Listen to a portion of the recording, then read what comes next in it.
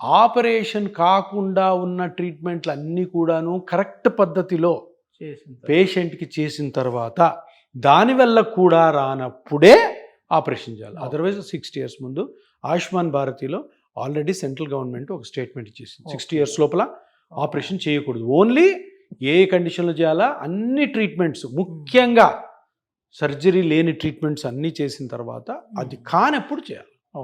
దీంతో పాటు జాగ్రత్తలు చెప్పాలి పేషెంట్కి.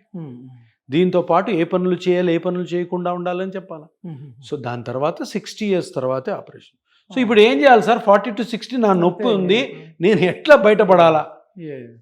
ఫస్ట్ చిన్న చిన్న ఎక్సర్సైజ్, కొన్ని రోజులు ఒక 5-6 రోజులు పెయిన్ కిల్లర్స్, తగ్గింది లేదు అంటే స్కానింగ్ చేసుకోవడం, ఆ నొప్పి ఎందుకు వచ్చిందో కనుక్కోవడం, దానికి ఆ పార్ట్ ఏదైతే డ్యామేజ్ అయిందో, ఒకవేళ కార్టిలేజ్ అయితే కార్టిలేజ్, లిగమెంట్ అయితే లిగమెంట్, మెనిస్కస్ PRP చేసుకోవడం ఉత్తమము. అది ఒకటే ట్రీట్మెంటు, పెయిన్ కిల్లర్స్, ఫిజియోథెరపీ తర్వాత.